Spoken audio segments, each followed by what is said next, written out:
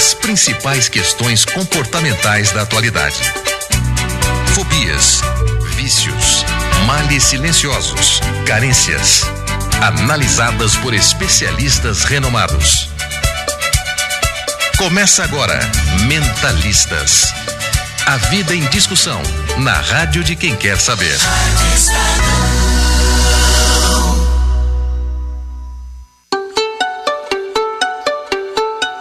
Uma pesquisa da Universidade Federal de São Paulo revela que o número de usuários de algum tipo de droga já passa de 38 milhões. Esse cálculo provavelmente é impreciso, já que muita gente não recebe o tratamento adequado ou busca ajuda. Ao mesmo tempo, o levantamento aponta que ao menos 28 milhões de pessoas no Brasil têm algum familiar que é dependente químico. O combate às drogas é tema aqui do Mentalistas. Começa agora, Mentalistas. Para falar sobre o assunto, nós convidamos a psicóloga Marilyn Tatum, que é diretora executiva da Associação Parceria Contra Drogas. Como vai, Marilyn? Tudo bem? Tudo bem, Camila. Obrigada por ter aceitado o nosso convite, falar Imagina, um pouquinho mais sobre drogas, tá? Legal. Junto com ela, o Léo Ali, que é músico e consultor também, vai contar um pouquinho mais do contato que ele teve com as drogas também. Tudo bem, Léo? Tudo bom, Camila? Obrigada por ter aceitado o nosso convite. E do outro lado da bancada do Mentalistas, eu convidei o Fabian Nasser, que coordena clínicas de reabilitação, viveu muitos anos em contato aí com as drogas, é autor do livro 20 Mil Pedras no Caminho, a história de um piloto de avião que se tornou morador da Cracolândia. Tudo bem, Fabian? Tudo bem, prazer estar aqui. Agora, pessoalmente, conversando com você, a gente já teve outras oportunidades. É verdade. Trazer a sua história aqui para o nosso ouvinte da Rádio Estadão, mas hoje temos um tempo bem maior, né? E eu queria que você começasse já falando para o nosso ouvinte. Qual foi seu primeiro contato com a droga, né? E a gente tem muito no imaginário ainda o estigma de algumas pessoas de que as pessoas pobres, as pessoas que não têm condição, são aquelas que vão parar no mundo das drogas, né? Então, queria que você trouxesse um pouco mais da sua história para contar aqui para o nosso ouvinte. Então, eu cresci no bairro de Moema. Nós começamos fumando cigarrinho escondido aos 13. E aí 14, 15, bailinhos, festinhas, nós fomos nos acostumando a beber, dançava mais, perdia a vergonha, chegava mais nas meninas. Aos 16, meu melhor amigo apareceu com um baseado, um cigarro de maconha. E aí ficou um olhando pro outro, esperando ver o que o outro ia decidir. Aí fumamos todos. E aí passou a ser o nosso novo pacto, o nosso novo segredo, a nossa maconha de vez em quando. Nosso grupo era o mesmo grupo que de Moema e da escola. E eu tinha aquele pensamento, né? Eu paro quando eu quero, eu domino o bagulho, não é o bagulho que me domina. Não adianta eu falar certas coisas para os meus pais, eles não têm cabeça para entender.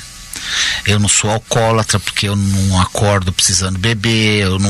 Se eu quiser eu não bebo, eu bebo porque todo mundo bebe. Eu não sou viciado em cigarro, nem compro um maço, eu fumo quando alguém tem um cigarro, né? Então, nisso você já estava fazendo consumo diário dessas drogas? Maconha 2, 3 vezes por semana, álcool todas as festinhas ou baladinhas e cigarro praticamente todo dia. Aos 17 eu saí numa balada na Vila Madalena. Entrei num desses bares que menor não devia entrar, com meu RG falsificado, tomei umas, lá pelas 2 da manhã fui no banheiro, tinha um cara usando cocaína, eu experimentei. E aí eu comecei a usar cocaína cada vez mais, toda semana, todo dia. E assim, para pagar meu consumo de cocaína, eu comecei a vender. E vender mais. E aí comecei a ter muito medo de ser preso, dos meus pais descobrirem. E na empresa que eu trabalhava, fizeram um churrascão de fim de ano, sortearam um carro 0 km, eu ganhei o carro. Aí eu falei, eu tô ferrado, porque eu só pensava besteira, mas aí me deu uma luz e eu sempre tive uma paixão que foi avião, e para ficar longe de tudo e de todos, eu peguei o dinheiro do carro e me mudei para os Estados Unidos. Entrei para um grupo de uma escola de voo da Força Aérea Americana. E não conhecia ninguém, mal falava inglês, nem imaginava onde conseguir droga. Fiquei limpo alguns meses, estudei inglês, engenharia de voo, comecei a pilotar no estado da Flórida. E tive uma recaída quase um ano depois. Então você chegou a ficar um ano sem usar droga quando você estava nos Estados Unidos e teve uma recaída. Como é que foi essa recaída? Essa recaída foi na véspera da entrega dos diplomas da formação dos pilotos. A gente quis fazer uma festa e os caras começaram a trazer cerveja. Há meses eu não bebia, há meses eu não fazia, nem saía de casa, só estudava, e começamos a encher a cara e fumei maconha, cheirei e não acordamos, perdi a cerimônia. 2 semanas depois, eu já estava saindo direto de novo, balada, usando droga, não dormindo, e em uma viagem no estado da Flórida eu tive um acidente com um avião. Fui afastado, nunca mais pus os pés lá na academia da Força Aérea, sumi, afundei no LSD, tomava todo dia. E os seus familiares? Eles não sabiam da verdade. Eu inventava coisas e não sabiam. Eu fiquei 8 anos nos Estados Unidos, parei de cheirar cocaína, só injetava. Usei muita heroína e eles só souberam quando o meu irmão foi me fazer uma visita no 6º ano de Estados Unidos, e aí ele viu minha situação, meu estado, aí meus pais foram me buscar. Chega aqui, procura padre, pastor, clínica, remédio, tratamento, nada resolvia. Cada 3, 4 dias sumia de casa com o carro do meu pai. Ficava rodando a madrugada em São Paulo. Isso você tinha quantos anos quando 23. você voltou pra... 23, tá. Nós éramos em 6 amigos. Dessa turma de 6, 2 morreram. Um enlouqueceu, tá, completamente, virou andarilho de acostamento. Isso é o que eu sabia até o momento, dos 6. Mas aí você saiu da casa dos seus pais e foi morar na rua? Não, como é que ainda foi? Eu chutava o balde, pegava o carro, roubava o dinheiro em casa, vendia as coisas e me arrebentava inteiro, e depois era perdoado, voltava para casa, meus pais deixavam eu tentar de novo, eu prometia tudo, mas não fazia nada. Aí depois de 3 dias eu fazia tudo de novo. E aí a situação foi aumentando, se tornando insustentável. Aos 26 anos eu estava lá na Praça do Pôr do Sol, fumando maconha, e reencontrei a Renata, que é uma amiga dessa turma, dos 6, e ela chorando me abraçou, dizendo que foi no enterro da Maria, a outra amiga, que teve uma overdose num hotel fedorento no Largo da Batata. Eu falei pra Renata, eu vou arrumar um dinheiro, a gente vai usar, e aí eu roubei uns computadores no escritório de um tio meu, roubei um carro em casa e fui pra Boca, cheguei no traficante, falei, me dá R$2.000 de cocaína. Ele falou, não tem pó mais, só tem pedra. Eu falei, então me dá de pedra. Peguei um pacote de 200 pedras de crack, um tijolo de maconha, tava virando um conhaque desde cedo. Entramos no carro, eu já peguei a Anchieta bêbado. 5 minutos nós caímos pra fora num precipício. E aí a gente estava tudo ensanguentado, com uma mala cheia de droga. Abandonamos o carro, porque se a gente ficar lá esperando a gente ia ser preso por tráfico de droga também. Aí subimos, nos enfiamos no hotelzinho. Fiquei lá 15 dias enfiado. A Renata 3 dias depois foi na padaria, não sei o que, nunca mais a vi, nunca mais soube dela até hoje. Eu fiquei 15 dias, a pedra acabou. Hotelzinho, você diz, é esses do centro de São Paulo? Não, era em Santos. Ah, isso em Santos. Isso. A gente tinha descido a Anchieta.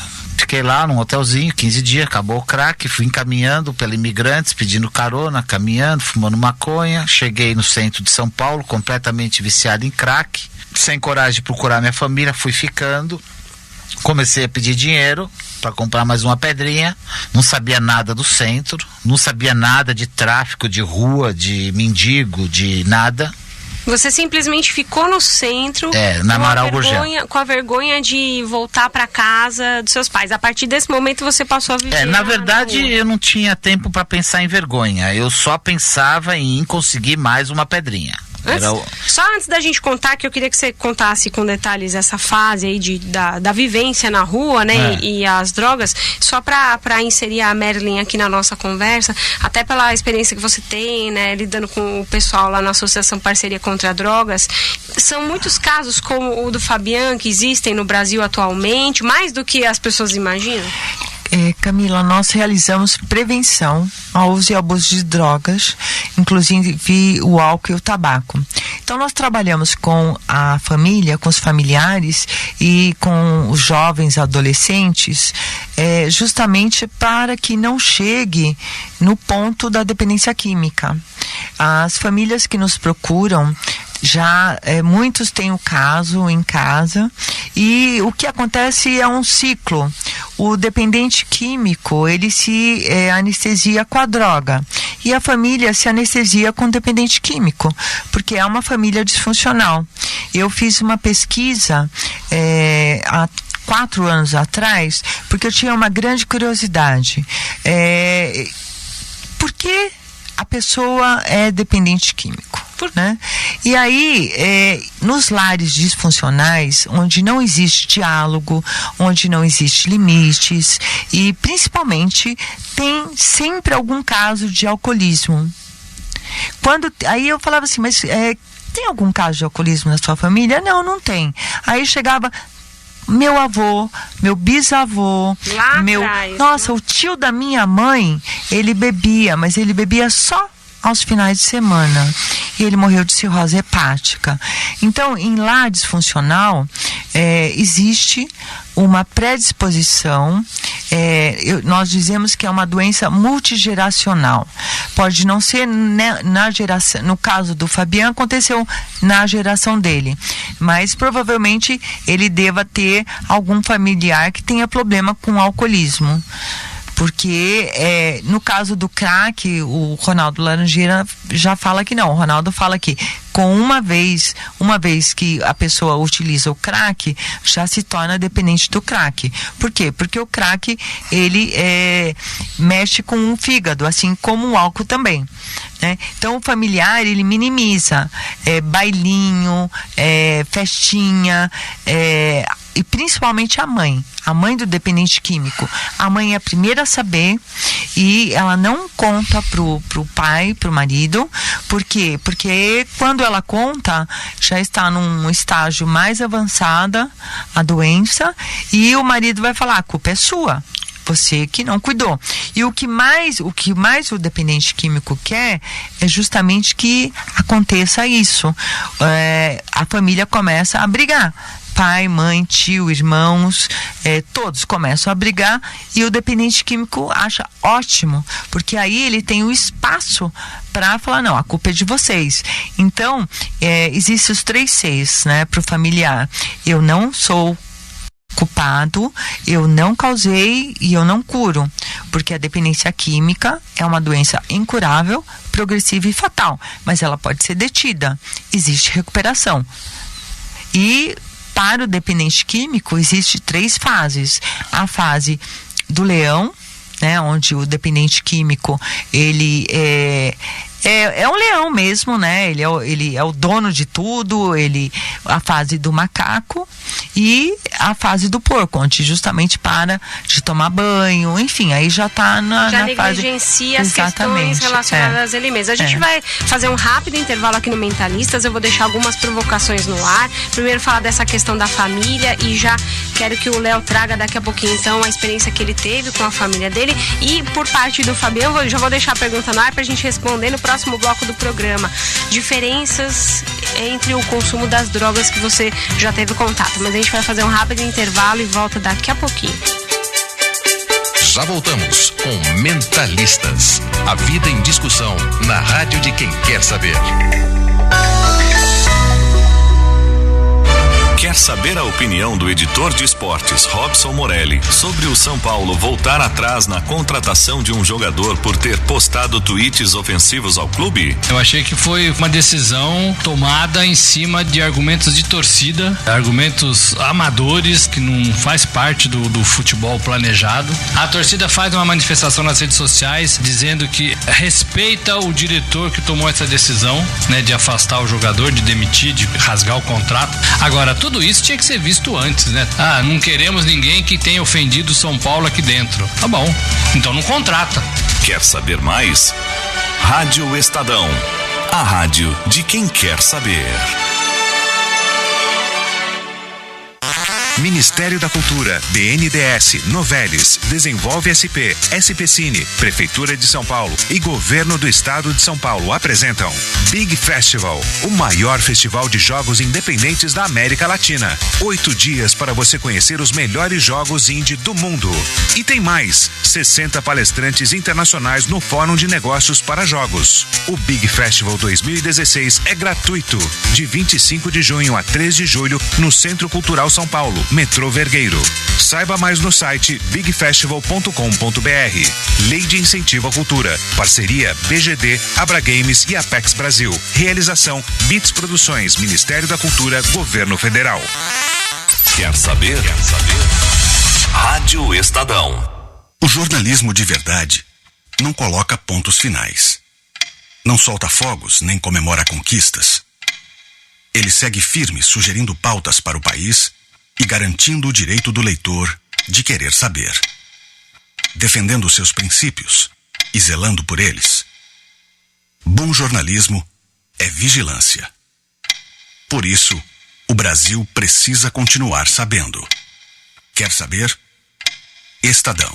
Direto da Fonte com Sônia Rassi. De segunda a sexta no Estadão no ar e no Direto da Redação. Oferecimento Votorantim. Descubra o legado das águas. A maior reserva privada de Mata Atlântica do país. E Santander. O que a gente pode fazer pela sua empresa hoje? Você ouve Mentalistas com Camila Tulinski.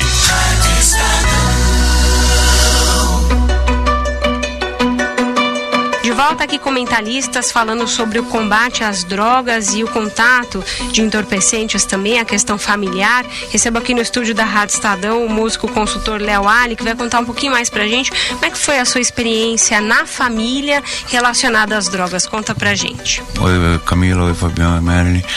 Bom, antes, são 23 anos que eu trabalho com dependência química, eu tive contato com milhares de dependentes químicos em vários países do mundo, né? Da minha família, a Organização Mundial de Saúde reconhece a dependência química como uma doença sem causa conhecida. Pode sim ter fator genérico, mas pode não ter. Pode ter família que não tem alcoólatra e desenvolve. Não existe causa conhecida, existem várias hipóteses. Mas a história do Fabiano, né, que é uma história de dor sofrida, né? Mas se perguntar para qualquer dependente químico, principalmente os que conseguiram chegar em recuperação, estão vivos para contar a história, né? Porque a maioria morre no caminho.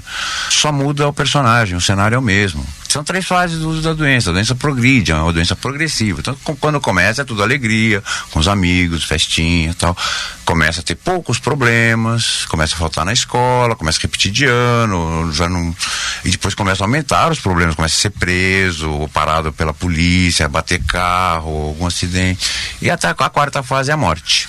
Poucas pessoas chegam lá. Amy Winehouse é um exemplo de um dependente químico que chegou na 4ª fase, né? E vários outros que tem, né? A minha família teve um histórico de avós, que minha avó tinha transtorno mental, né?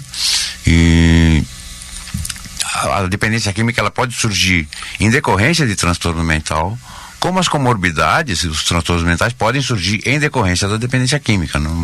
Também não existe uma regra, né, definida. E ela tinha doença mental e usou algum tipo de droga? Ela fugia de casa, ela era internada frequentemente. Isso veio pro meu pai, que era alcoólatra, parou há 40 anos de abstinência, né, só em sobriedade, graças a Alcoólicos Anônimos.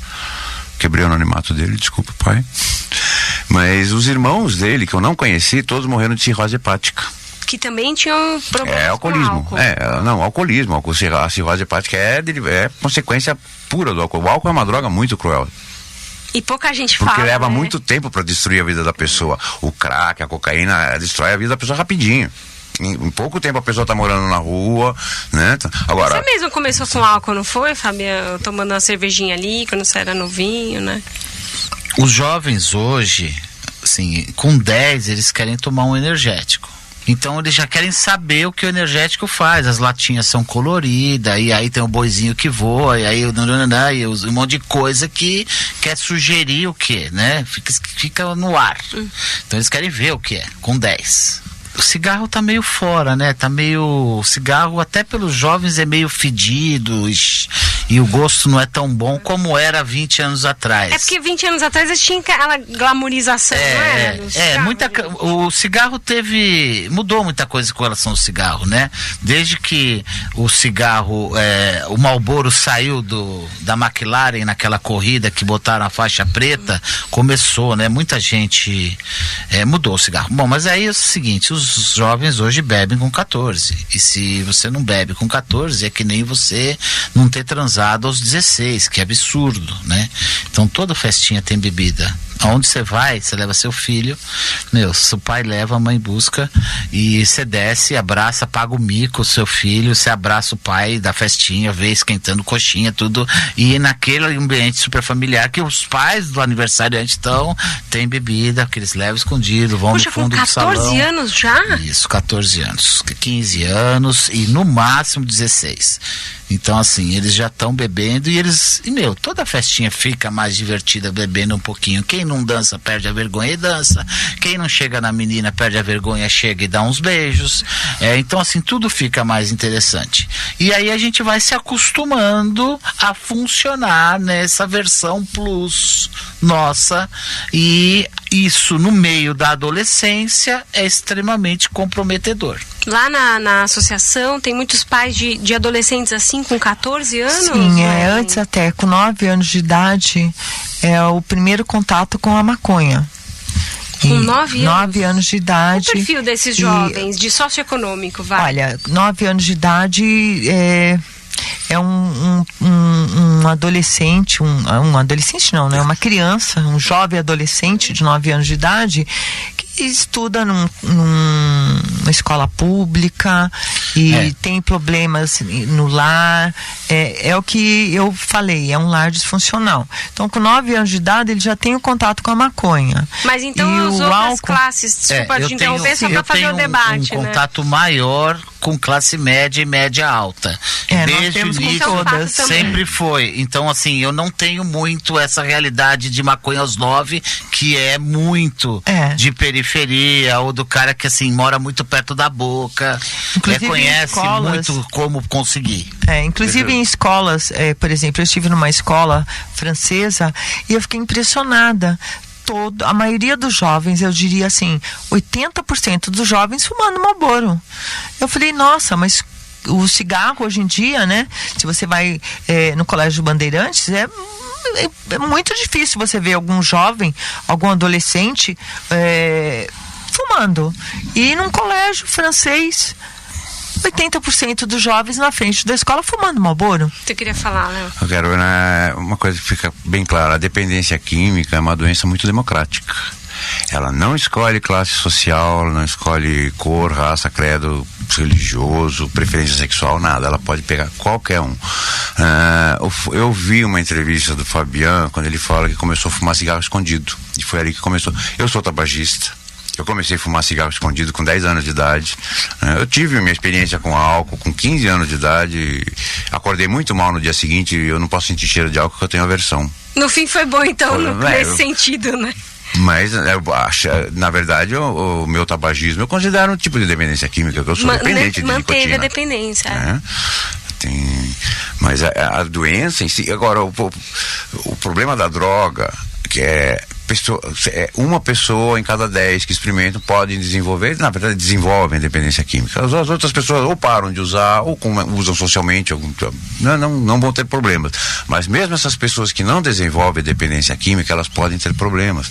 Tem o bebedor ocasional, que ele pode encher a cara no final de semana, sai com o carro, atropela alguém que está em cima da calçada. Como aconteceu, a gente tem casos aí na Vila Madalena. Vários casos. Né? Vários casos. Ela não é alcoólatra.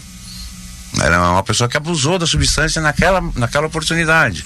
O dependente químico mesmo, ele vai progredindo e vai tendo cada vez mais problemas, vai passar essa fase do tudo bem, das festinhas, vai começar a chegar na fase que ele se isola do mundo, porque a droga passa a ser o centro do mundo dele, ele vai viver apenas exclusivamente para usar droga, e aí tem 2 caminhos, ou consegue pedir ajuda e sair, ou morre. Juntando essa questão do álcool que ele falou, e você começou falando de 30 e tantos milhões, eu já sei mais ou menos por quê, né? Essa contagem mais ou menos, quantos são de cada tipo, mas é o seguinte, na cabeça das pessoas, beber socialmente é assim: eu bebo o que eu quiser e quanto eu quiser, desde que eu não vomite, não passe mal, não arrume briga, confusão, não bato o carro, não agrida minha esposa, tome um banho, acorde de manhã e vá trabalhar.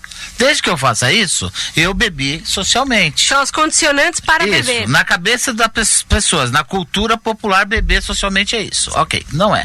Beber socialmente é o seguinte: você bebe o que você quiser, mas você para antes que você comece a ter efeito do álcool na sua mente. Você não bebe para perder sobriedade. Você não bebe para sentir o efeito do álcool. Então, beber para relaxar já não é beber socialmente. Beber para entrar no clima não é beber socialmente. Isso já tem um outro nome. Então, o que eu estou querendo dizer é o seguinte: hoje eu acredito que no Brasil tem 20 milhões de alcoólatras. Tá, mas deve ser 40 milhões. Por quê? Veja só, pensa comigo. Notificado, né? Pensa comigo. Não existe, ninguém se transforma em alcoólatra sendo um bebedor social.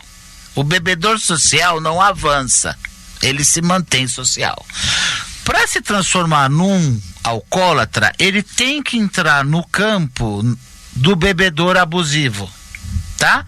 E aí eu pergunto, e aí, no churrascão à tarde em casa, seu cunhado, seus filhos, você toma quantas cervejinhas à tarde? Mas num jogo bom, futebol, jogo bom, a tarde toda, na piscina, umas 8, 9 latinhas vai. E aí o que acontece? 8, 9 latinhas já passou do social faz tempo. Porque você já tá na zoeira da cerveja, entendeu? E aí o seu filho de 8, 9 anos tá assistindo os tios e os pais com aquele monte de latinha espalhada, e o moleque grava a cena e, quantas vezes um pai não pega um moleque e beber um pouquinho? É domingo, já é domingo, é uma festa em família, é um churrasco, tem futebol, junta tudo, e aí os filhos estão ali na beira da piscina e esse pai bebe um pouco, aí pega o moleque, rola na grama, brinca na piscina, de super-herói, não sei o que lá, às vezes acaba dando mais atenção para filho, porque é o momento, né? E aí lá pelas 8, 9 da noite o moleque tá no quarto dele, ele fala assim: o meu pai quando bebe cerveja ele fica até mais legal. Essa influência dos adultos, né, Merlin? Exatamente. Na mente das crianças. Por isso que nós temos mais de 90 campanhas, a parceria já foi ao ar com mais de 90 campanhas de prevenção ao uso e ao abuso de drogas. Nós não falamos do álcool nas campanhas, né? Até porque não teríamos espaço na mídia. Mas aí nós fomos cobrados, porque nós falamos das drogas ilícitas, e aí criamos o guia de prevenção para pais, educadores crescendo sem drogas, onde lá nós abordamos a questão do alcoolismo. Inclusive a Organização Mundial de Saúde mudou o nome de alcoólatra para alcoolista. Eles mudam porque aí fica mais bonito, né? Você não vai ficar falando alcoólatra, antigamente era bêbado. Fica alcoólatra, agora é pejorativo, então agora é alcoolista. E aí o guia Crescendo Sem Drogas ensina o que o pai, uma mãe, um educador, um profissional da saúde deve falar com uma criança a partir de 2 anos de idade. Você não vai falar sobre o álcool, mas você vai falar sobre a questão de limites. Porque não pode colocar o dedinho na tomada. Desde o básico até... Com 2 anos de idade, porque o tomate, a necessidade da criança comer, e tomate vermelho é uma cor que chama muita atenção nessa idade, 2 anos de idade. Então, a partir de 2 anos de idade. Então, o guia ensina o que o pai, o educador, o familiar, deve falar com seus filhos, dos 2 anos até os 18 anos. E uma coisa que a Associação Parceria contra Drogas, nós falamos muito, nós fomos fundados em 21 de dezembro de 1995. Era um tabu a questão drogas. Ninguém falava sobre drogas. Tanto é que a nossa comissão técnica é formada por grandes especialistas, psiquiatras, o saudoso Isamitiba, o Arthur Guerra, o Ronaldo Laranjeira, a Lídia Aratangi, a Luiz Emir, que faleceu, infelizmente. Enfim, são psiquiatras e psicólogos e educadores que em 1995 se juntaram aos empresários e a Partnership for Drug Free America já existia nos Estados Unidos há muitos anos. Hoje, até nos Estados Unidos acontece esse problema. O nome trocou antes era uma América Livre das Drogas, agora se tornou para crianças. Por quê? Porque hoje no Brasil também existe esse tabu. Associação Parceria contra Drogas. E as pessoas, eu faço parte do Conselho Estadual de Políticas Públicas sobre Drogas, e muitas pessoas falam, mas por que contra drogas? Por que vocês não colocam parceria para um Brasil livre, sem drogas? Eu falo, não, porque nós somos contra drogas. E com guia, é um sucesso nacional, sempre tem novas edições, distribuição, palestras. Nós fizemos uma viagem de São Luís a Salvador, em todas as capitais, falando sobre o guia, e nós fomos cobrados novamente. Ok, vocês estão ensinando a realizar a prevenção, mas eu estou com um problema em casa. Então nós temos um consultório onde nós atendemos o familiar, atendemos o dependente químicos e estamos agora montando a primeira clínica da Associação Parceria contra Drogas. E hoje em dia nós recomendamos que o familiar procure o CRATOD, que é o Centro para Tratamento de Álcool e Drogas, e nós fazemos questão de estarmos acompanhando essa internação. Existem vários centros que são excelências no país. A gente já vai falar sobre essa questão da prevenção, até para prestar serviço para o ouvinte, mas no fim do programa, quando ele já estiver ali formada, certinha, a opinião, até porque pode ter muito ouvinte agora que está acompanhando esse nosso programa e que está com um problema na família, um filho, um pai, um tio. São N situações que existem. Mas antes da gente entrar nessa questão, você falou uma coisa interessante. Na década de 90 era praticamente um tabu falar sobre ninguém drogas falava e sobre tal. drogas. A gente não tinha internet tão democratizada, principalmente no Brasil, né? Hoje em dia qualquer um tem acesso à internet. Os jovens sabem o que são as drogas. Se eles quiserem conhecer, experimentar, é a coisa mais fácil do mundo. Pelo menos na minha época, nossa, não tinha como. Minha mãe falava lá nos idos dos anos 80 pra gente não aceitar bala de estranho porque tinha droga nas balas, sabe? Tinha um certo terrorismo, pipoqueiro e tudo mais. Fabiano, você que lida direto com os jovens também, você tem bastante contato com os jovens, né? Como é que seria a abordagem mais eficiente para esse jovem?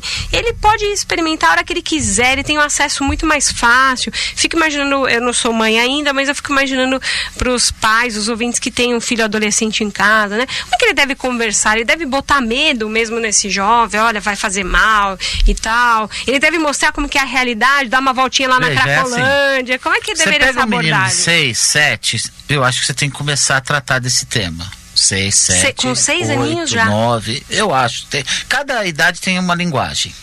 Mas aí, eu acho que o tema pode ser o seguinte: droga faz mal, droga vicia e droga mata. Droga e álcool. Eu acho que tem que ser isso com 6, 7, 8, 9, 10, aí 11.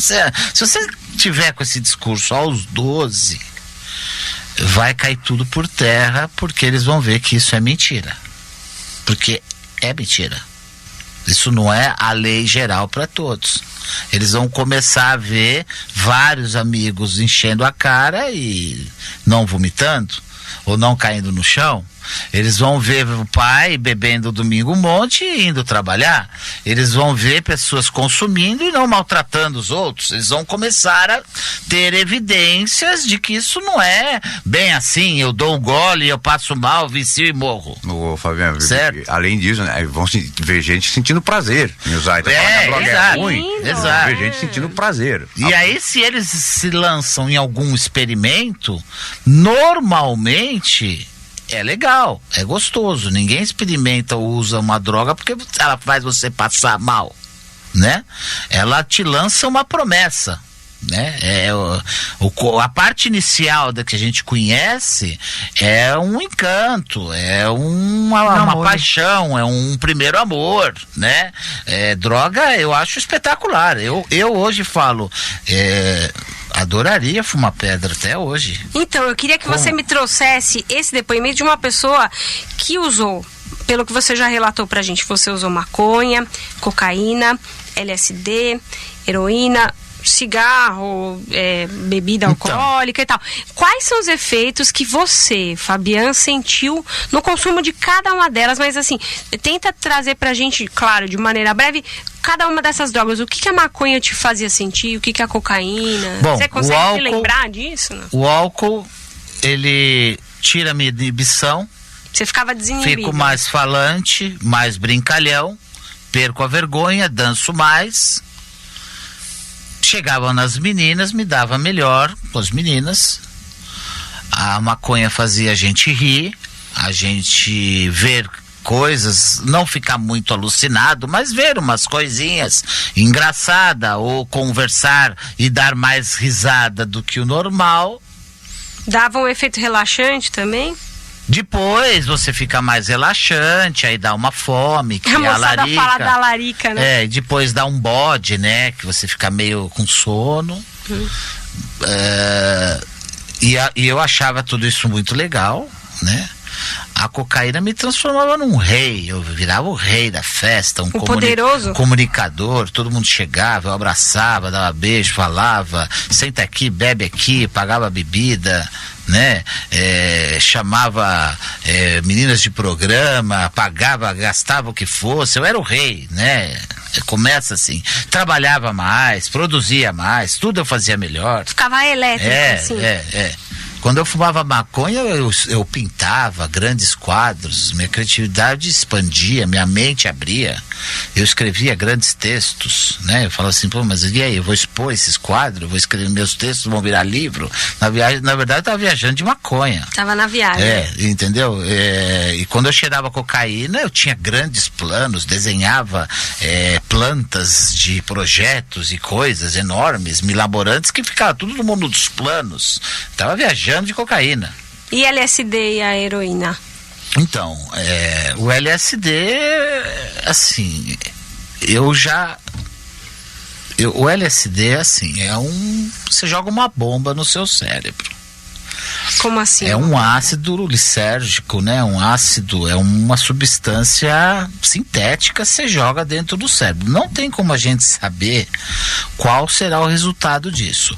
A viagem é espetacular, desde que a gente fique só na viagem, que o pessoal hoje conhece de bad trip, que eles falam, que é quando você entra numas viagens erradas. Tem pânico. Bad trip. Os jovens hoje chamam de bad trip. Então, assim, se a gente tivesse a garantia que tomar um LSD você só ficaria numa viagem boa, mas assim, eu resumo o LSD da seguinte forma. Com todas as drogas, eu acredito que elas nos permitem acessar instâncias que a gente não devia visitar. Porque talvez não volte dessa viagem. Eu acho que a gente arromba portas que depois não se fecham mais porque a fechadura está estourada. Camila. E aí o ácido, eu acho que é a que mais nos conduz a ter experiências espirituais, esotéricas, de um nível. E assim, eu tomei muito LSD. Eu sou um caso à parte, que as drogas não fritaram o meu cérebro. Mas assim, eu conheci bastante gente que tomou, foi pro auge da viagem e voltou da viagem 80%. Ou seja, ficou estranho. Só pegar um gancho dele, né? Porque na verdade existem drogas alteradoras, depressoras, estimulantes. O alucinógeno, o LSD, ele não causa dependência. Ele pode causar loucura irreversível. Esse é cola de benzina, cola de sapateiro, que a criançada cheira. Principalmente as pessoas que têm uma predisposição e não dá pra saber quem tem. Não dá pra saber. É um tiro, uma roleta russa, É, roleta russa, mas agora tem benzina, cola de sapateiro, tem várias substâncias que o corpo, não é que elas dão barato, elas não dão prazer, o corpo reage, o barato é o corpo tentando expeli-las. Porque a viagem do menino que cheira a cola de sapateiro na Praça da Sé é o corpo tentando expelir aquela substância que faz todo aquele efeito, que ele tem alucinação e pode sim causar loucura, né? Agora, uma coisa que eu queria frisar, primeiro sobre o álcool, né? Não é importante a frequência. Teve gente que me pediu ajuda, falou assim: eu só bebo sábado, mas eu bebo muito, eu sou alcoólatra. Eu falei pra ele: não sei. Veja se você consegue ficar um sábado sem beber. Se você não conseguir, provavelmente você é alcoólatra. E ele voltou e conseguiu ou não? A frequência não importa. Não voltou para falar. Não pode falar. Não posso, eu vou manter. Agora, o crack, o Drauzio Varela, ele fez um dos artigos que ele fala sobre o crack, ele tem uma definição que um usuário faz para ele, que é a coisa mais próxima do abraço de Deus. E eu acredito. Ou do diabo. A sensação. Assim, só que dura 10 segundos. Deus pode ser. Dura 10 segundos, por isso que eu acho que na verdade porque tem uma coisa, que eu brinco: o diabo não usa crack, porque se o diabo usasse crack, ele venderia o inferno para continuar usando. O diabo é um tipo de Deus, né? Ele continua. Uma força. É um tipo de Deus, né? Sim, Ô, Fabiano, ficou já falando em crack, muito boa seu parênteses, foi excelente essa análise também. Ficou faltando a sensação do crack aqui, que eu anotei. Então, o crack, ele faz com que eu deixe de ser eu, plenamente, completamente. Eu me transformo em outra pessoa. Eu saio da minha carcaça totalmente. Você sentia fora de você mesmo, fora de si, quando você usava o crack? Como é que não, Você eu sempre consciente, mas daí eu partia para fazer qualquer coisa sem freio, sem censura, sem crítica. Então você não estava mais consciente? Não, tava, eu sabia exatamente o que eu estava fazendo. Mas você não tinha freio? Não tinha freio, nem crítica, nem censura. Eu fazia o que me vinha na cabeça. Eu acredito o seguinte, que as drogas, principalmente crack e a cocaína, quando você saiu já do rei, da primeira fase, elas se tornam extremamente demoníacas sem religião. Eu estou dizendo no sentido, você começa a abraçar um pacote de prejuízos e de desastres e de ideias perigosas e suicidas também. Você começa, veja, eu morei na rua 6 anos. Eu morei 6 anos, minha casa foi a rua 6 anos. Como é que foi esse momento? Comecei na Timbiras ali mesmo e fui parar na Água Espraiada, na Roberto Marinho. Que é outra Cracolândia também. Não, na época, quando eu fui pra Água Espraiada, tava começando, né? Agora hoje a Cracolândia de lá tá bem grande e o do Ceasa bem grande. Mas não tinha desse tamanho que era. Então eu morei na rua 6 anos mesmo. Né? Foi minha casa todos os 6 anos, 6 invernos. A última vez que a gente conversou, lembra, uma coisa me marcou, você dizia, Fabiano, que era muito fácil, que a pessoa que vive na rua, principalmente eu ganhava na sua 3 situação, mil reais por mês. Você ganhava muito dinheiro, pedindo dinheiro, e você usava o dinheiro para drogas e te davam comida. Então, assim, como é que era? Veja só, eu ganhava 3 mil reais por mês, porque eu fumava 10 pedras por dia, 10 reais cada, são 100 reais, dá 3 mil. Então esse dinheiro entrava. Como? Porque eu nunca roubei. Eu tinha um medo enorme de cadeia. Eu encontrei muita gente que saía da prisão e me dizia: tava num lugar de 50 metros quadrados, 50 caras, 50 graus. comida azeda sem banheiro. E eu tinha muito medo disso. Então eu nunca roubei para eu não correr esse risco. Então eu pedia, eu acharcava, eu ficava abordando pessoas e pedindo dinheiro. Do segundo ano para frente, eu tava tão nóia e sujo que eu tinha que ficar no farol. Então era de moedinha em moedinha, às vezes eu levava 1h30 para juntar R$10. Em 6 anos de rua, eu só vi uma nota de 50 na minha mão 3 vezes. Tá? Que uma o Fábio Júnior me deu. Sério? Então, que uma o Fábio Júnior me deu 3 horas da madrugada. Então, assim, sei lá, ele quis. Eu sei que ele salvou a minha noite naquela vez, porque tava um baita de um frio e eu só queria usar mais droga. Bom, resumindo, o crack faz com que eu faça o que eu quiser, não preciso pensar em nada nos outros, nem em nada. Eu não preciso ter calendário, relógio, eu chuto o balde, eu mando todo mundo para aquele lugar, eu faço o que eu quiser.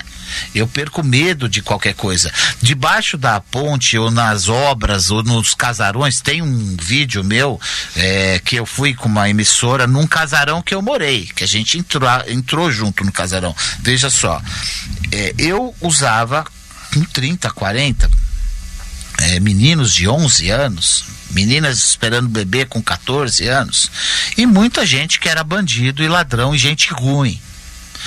Assim, tem cara que dá uma paulada no crack e o cara se transforma, cria uma coragem fenomenal de meter o revólver no farol e instantaneamente se instala nele esse cara. Tem outras pessoas que entram num pânico tão grande que começam a procurar buraco para se enfiar como se fosse um rato. Outras pessoas têm viagem de sexo, se tornam compulsivamente, completamente obcecadas e só pensam em sexo. Então, assim, veja, como é que outra palavra eu posso usar que não seja demoníaco, entendeu? Muito bem, a gente vai fazer um rápido intervalo. Na volta eu queria falar mais sobre como você conseguiu dar a volta por cima, escrever esse livro maravilhoso, 20 mil pedras no caminho, a história de um piloto de avião que se tornou morador da Cracolândia, e também falar sobre as questões de tratamento, as clínicas de reabilitação. A gente volta daqui a pouquinho. Você ouve Mentalistas com Camila Tulinski. Quer saber por que o número de infartos é maior no inverno? O cardiologista Carlos Alberto Pastore explica. Pela contração dos vasos e o frio, aumenta a pressão arterial, que favorece o deslocamento de placas, mas a própria mudança climática, a poluição, também colabora para essa inflamação das artérias. É incrível como as infecções respiratórias, principalmente em pessoas que já são diabéticas, obesas, hipertensas, levam à inflamação e facilitam também a obstrução de vasos. Quer saber mais? Rádio Estadão, a rádio de quem quer saber. Se você tem interesse em abrir uma franquia, participe do novo evento do Estadão PME Ciclo Franquias. Venha ouvir profissionais de sucesso contarem por que você deve começar o seu negócio. Com palestrantes da ABF, Associação Brasileira de Franchising, Desenvolve SP, Agência de Desenvolvimento Paulista e muito mais. Dia 6 de julho no Tietê Plaza Shopping. Acesse inscrição.pme.estadão.com.br e faça sua pré-inscrição. Realização Estadão PME. Apoio Rádio Estadão. Apresentação Tietê Plaza Shopping. Notícias do Brasil e do mundo. Pesquisa mostra que prestação de serviços. Nós já precisamos algumas viaturas. Os principais assuntos do dia. Que Temer estava doendo. E a mais completa equipe de colunistas já reunidos em um programa de rádio. Estadão no ar. Comentários, análise e opinião com a credibilidade Estadão. De segunda a sexta às 6 da manhã e sábado às 8 da manhã aqui na Rádio Estadão. A rádio de quem quer saber. Oferecimento Benegripe. É gripe? Benegripe Multi. Se persistirem os sintomas, o médico deverá ser consultado. Você ouve Mentalistas com Camila Tulinski.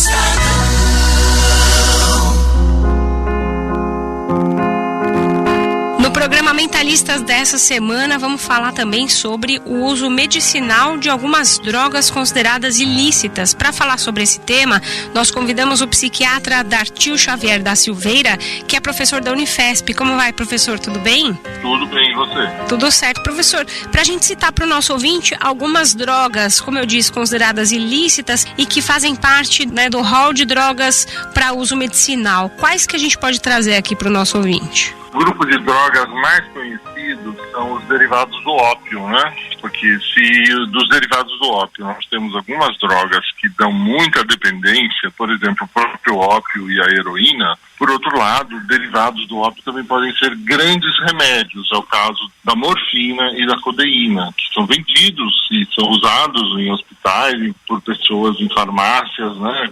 Uma droga em si não é ruim ou boa em si mesma. Uma droga vai ser boa ou ruim dependendo do tipo de uso que se faz dela.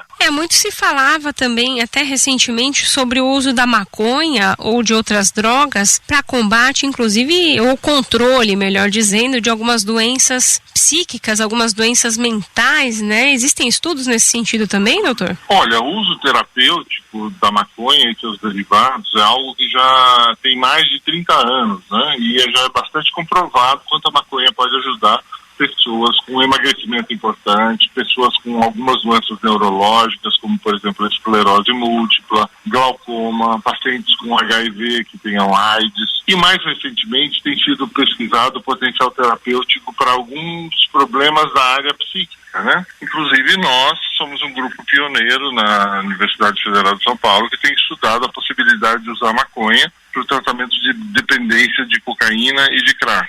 Tem um estudo nosso, foi bastante comentado na comunidade científica, onde 68 pacientes dependentes de crack simplesmente largaram a dependência de crack através do uso de maconha. Para o organismo desse indivíduo que é dependente de crack, qual que é o efeito que a maconha causaria? O efeito contrário? Quer dizer, a gente está falando para o ouvinte que, por exemplo, não pode ter ideia dos efeitos do crack e da maconha. Então, para a gente deixar de maneira mais didática possível, né, doutor? Como é que seria esse efeito no organismo desse indivíduo que é usuário de crack, se ele usa a maconha diante desse estudo que vocês realizam aí na Unifesp? O crack e a cocaína são estimulantes, deixam a pessoa muito agitada, muito acelerada, e quando o indivíduo se torna dependente dessas substâncias, ele tem o que a gente chama de fissura, que na verdade é uma compulsão para esse uso. A grande dificuldade do dependente de crack e de cocaína é controlar essa fissura, que vai fazer com que ele volte a usar sempre. O que a gente descobriu é que alguns tipos de maconha têm esse efeito de fazer o indivíduo ter menos fissura e conseguir controlar esse uso e simplesmente abandonar o crack, né? 68% dos nossos pacientes nunca mais usou crack. Mas aí eles se tornam dependentes da maconha? Não, na verdade, nesse caso nosso, que a gente acompanhou, esses 68 pacientes usaram a maconha enquanto eles estavam se tratando da dependência de crack. Depois de 6 meses, nenhum deles utilizou mais a maconha também. Os pacientes mesmos diziam, olha, a maconha foi muito bom para tirar a gente do crack, mas agora que a gente não usa mais crack, não tem sentido usar maconha. E todos eles pararam de usar maconha. Então é como se a maconha fizesse a transição entre a dependência do crack e o indivíduo praticamente saudável, né? Ela auxiliaria no momento da abstinência da pessoa, né? Exatamente. Se fala muito que a maconha é a porta de entrada de outras drogas mais fortes. A gente mostrou com o nosso estudo que a maconha pode ser uma porta de saída para a dependência de drogas mais agressivas como o crack e a cocaína. Puxa, diante até mesmo desse trabalho que vocês realizam na Unifesp, nessa experiência que o senhor tem na prática mesmo, né, do manejo dessas drogas, o senhor particularmente seria mais favorável à liberação do uso dessas drogas? Qual que é a sua opinião pessoal com relação ao uso de drogas? Com a guerra às drogas, toda essa postura proibicionista, as drogas estão liberadas já, né? A gente vê a quantidade de pessoas que usam as drogas de uma forma descontrolada. Para mim, isso é liberação. E por que elas estão liberadas? O controle desse mercado está na mão dos traficantes. Então eu acho que a regulação por parte do Estado, ou seja, o Estado passar a controlar isso, como já está sendo feito no Uruguai e em vários estados americanos, é uma forma de você garantir um controle desse mercado de uma forma adequada. Muito bem, esse é o psiquiatra Dartil Xavier da Silveira, que é professor e pesquisador da Unifesp, participando aqui do nosso programa Mentalistas. Obrigada, viu, doutor, pela entrevista. Até uma próxima. Que isso, até logo. Mentalistas.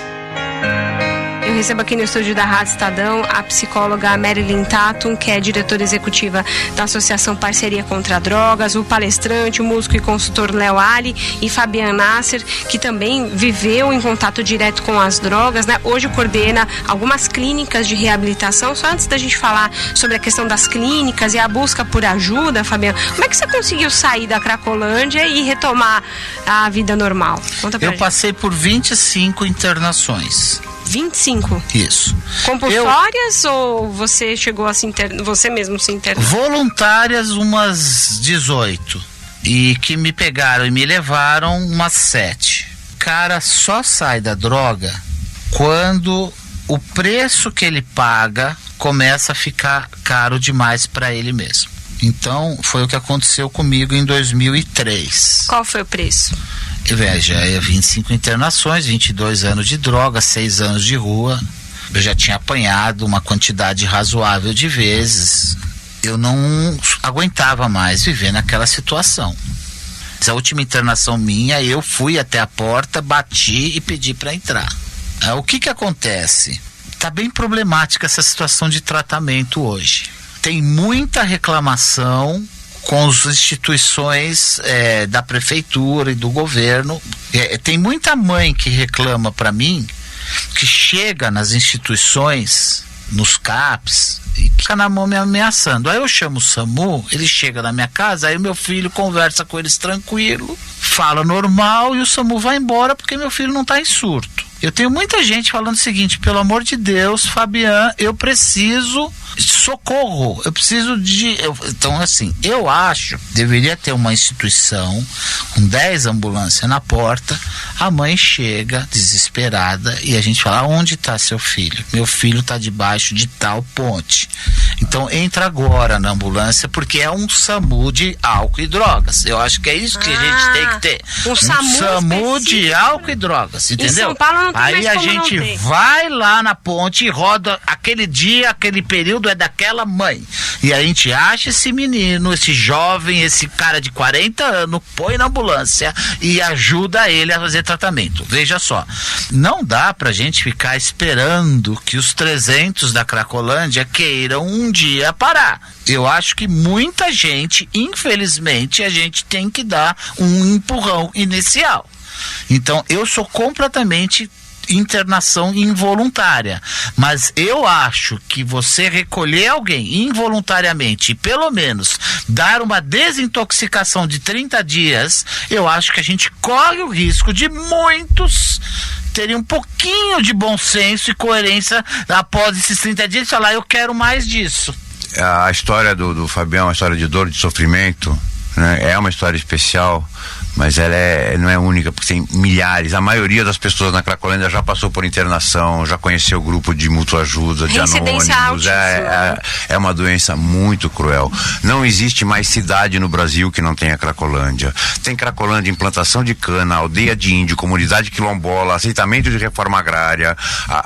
O crack virou uma pandemia. As promessas de campanha de combate de 2010, 2014 não foram cumpridas. A ausência da autoridade gravíssima, né? Porque realmente a pessoa, os 10 segundos de prazer que passam, ela vai fazer qualquer coisa para conseguir a próxima dose, e até chegar nesse ponto de pedir ajuda e conseguir parar é crítico.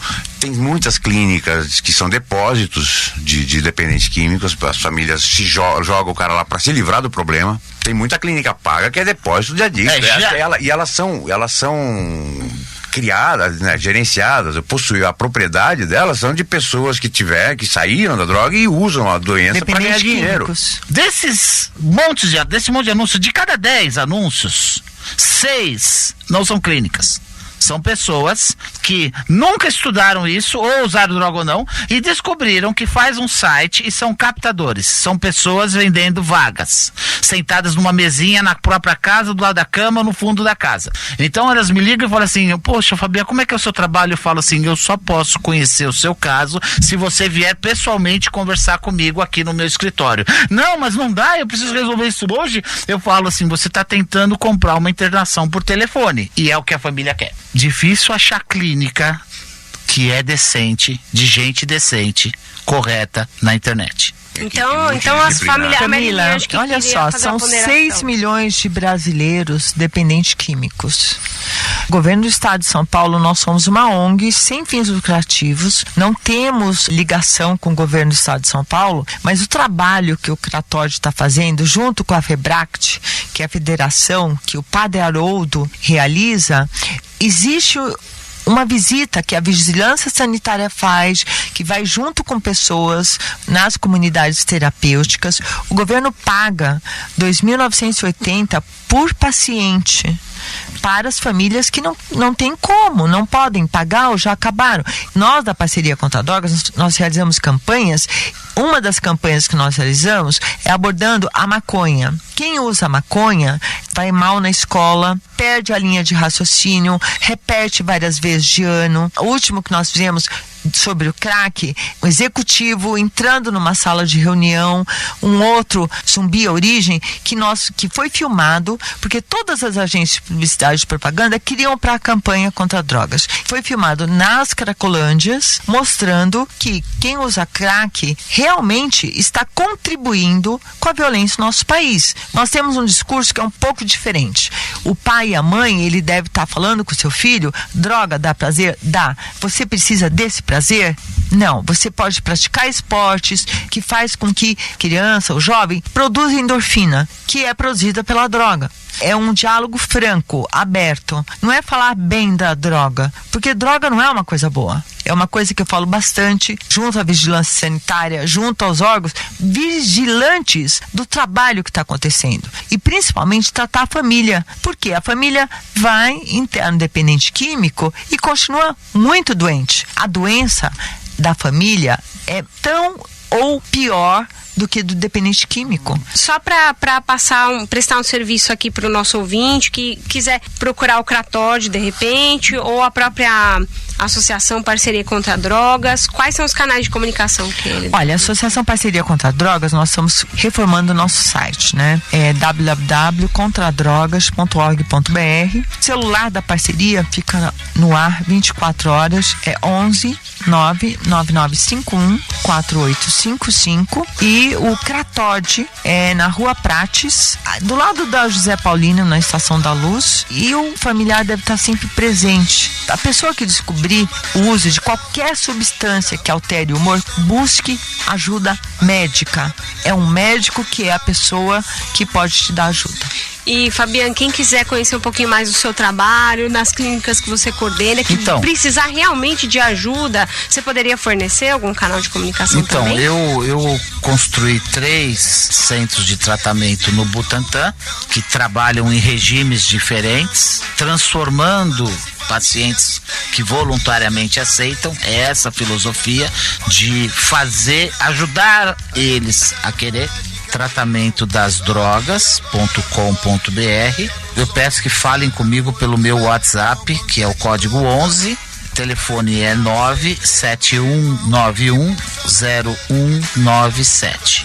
Muito bem, eu recebi aqui no Mentalistas da Rádio Estadão o Fabian Nasser, né, que já teve esse contato direto com as drogas, acabou de publicar o livro 20 Mil Pedras no Caminho, a história de um piloto de avião que se tornou morador da Cracolândia, coordena clínicas de reabilitação também, o músico, consultor e palestrante Léo Ali, também contribuindo aqui com o nosso debate, e a Marilyn Tatum, que é psicóloga e diretora executiva da Associação Parceria Contra as Drogas. Nós estamos na linha do tiro, caçando os dias, senhoras vazias, vizinhos do cão, mas sempre rindo e cantando no que vão.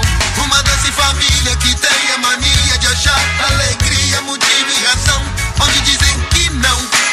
Aí que dá a mágica, meu irmão. Com os trabalhos trabalhos técnicos de Roger Palme, o Mentalistas desta semana fica por aqui. Lembrando que você pode ouvir esta e outras edições do programa no nosso site, radio.estadão.com.br. Apresentação de Camila Tulinski, gerente de jornalismo da Rádio Estadão Paula Marinho, diretor de jornalismo do Grupo Estado João Fábio Caminoto. Até a próxima.